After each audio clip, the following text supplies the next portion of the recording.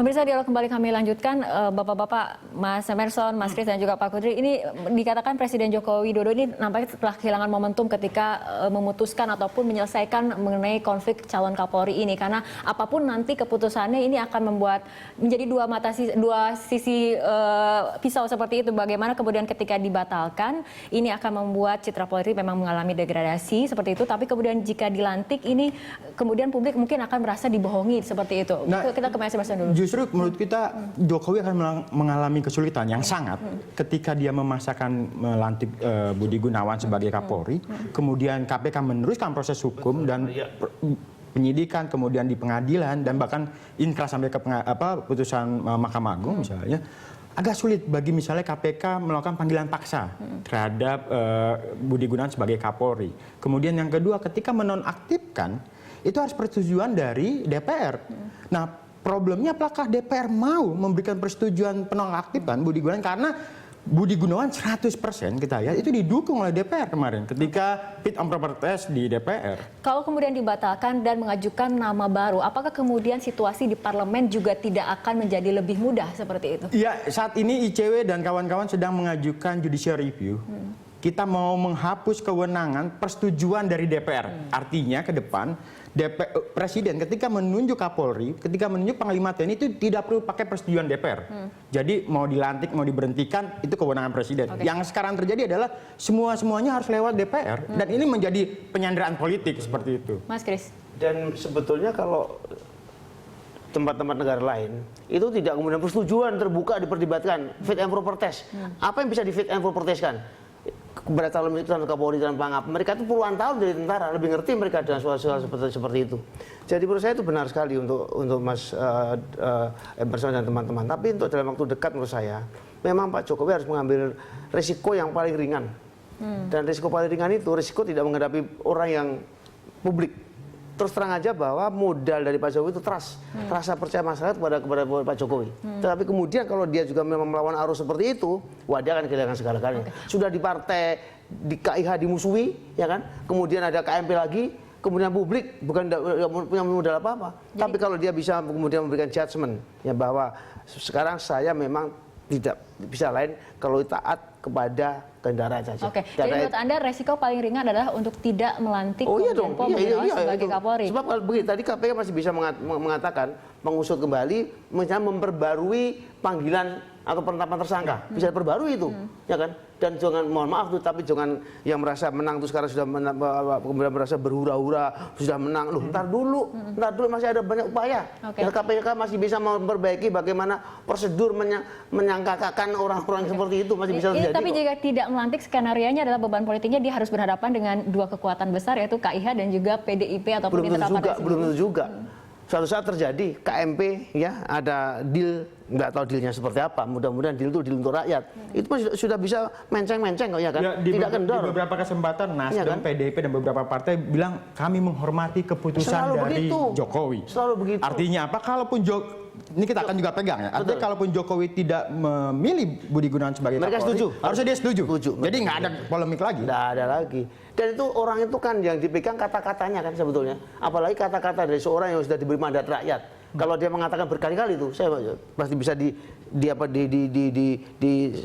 diungkap di media-media bahwa semua terserah kepada presiden.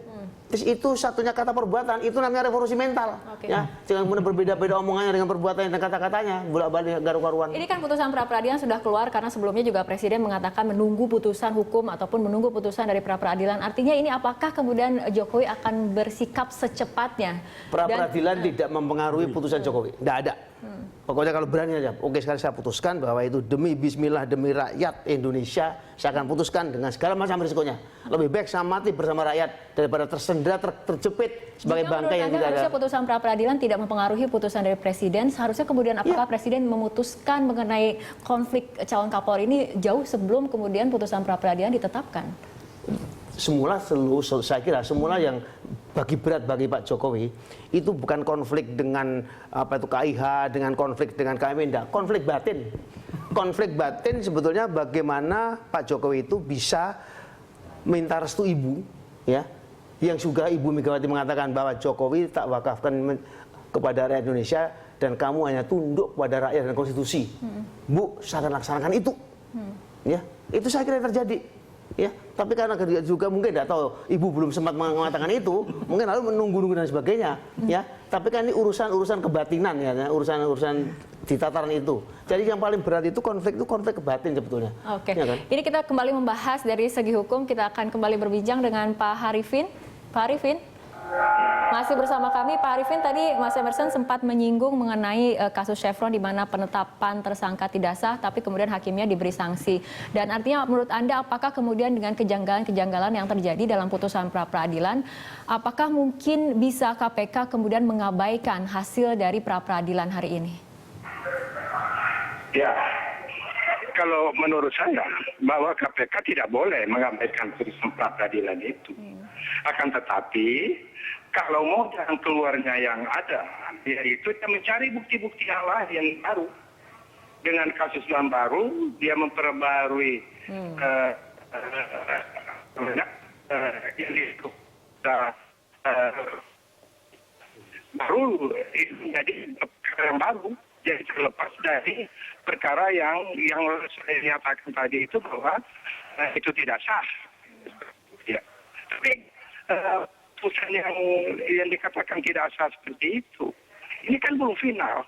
Kalau misalnya KPK mengajukan peninjauan kembali ke Mahkamah Agung, ya kemungkinan saja Mahkamah Agung bisa merubah putusan itu. Okay. Ya. Menurut Pak Arifin sendiri, mana kemudian langkah yang sebaiknya diambil oleh KPK? Apakah kemudian memperbaiki prosedur penetapan tersangka sehingga kemudian lebih benar, sehingga bisa dikatakan sah, atau kemudian mengambil jalur peninjauan kembali yang diajukan kepada MA? Saya kira dua-duanya bisa ditempuh. Artinya di samping dia mempergunakan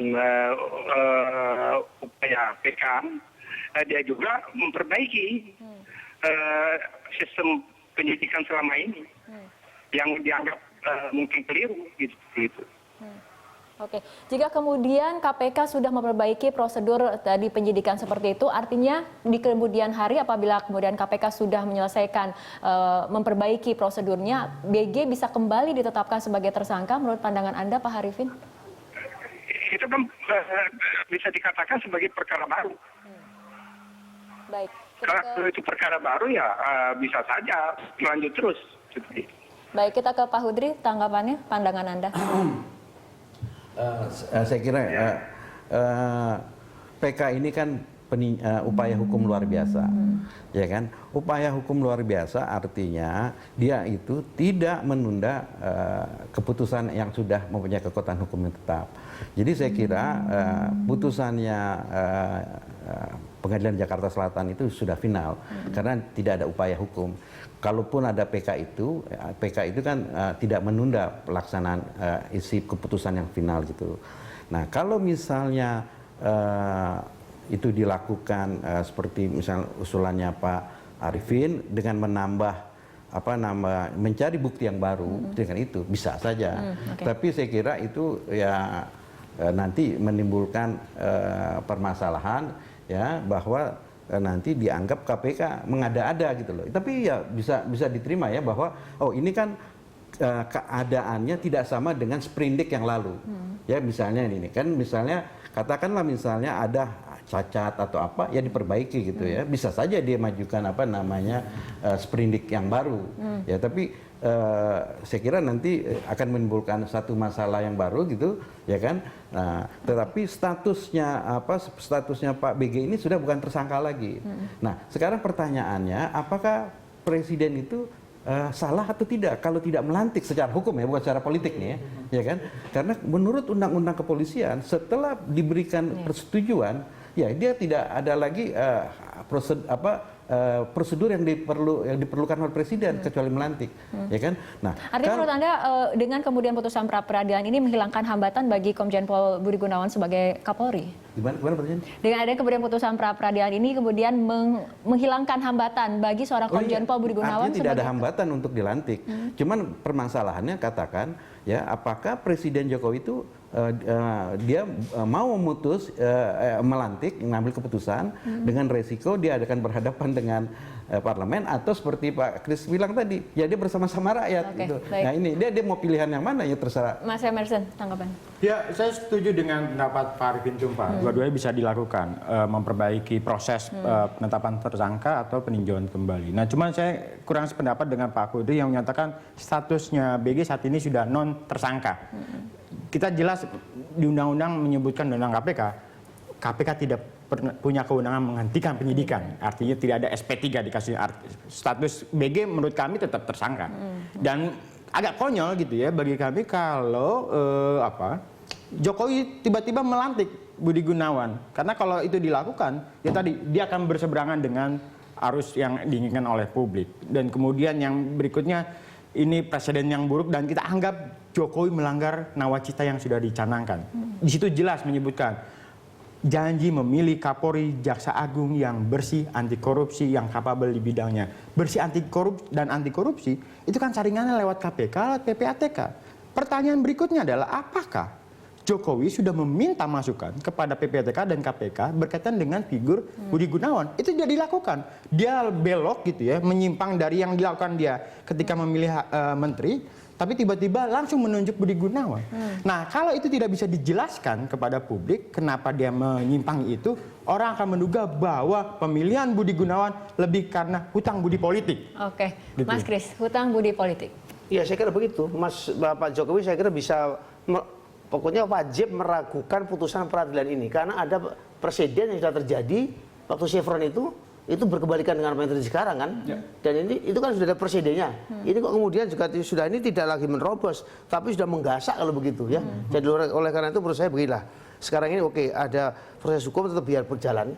Tapi banyak ada Giumadio mengatakan bahwa oke Pak Jokowi sudah putuskan tidak usah peduli dengan peradilan seperti apa. Iya kan? Itu bisa dilakukan. Karena apa? Karena tadi ternyata memang Pak mantan ketua Pak Arifin itu mantan ketua Mahkamah Agung mengatakan bahwa dia dengan meyakinkan mengatakan ini sudah pokoknya ini bisa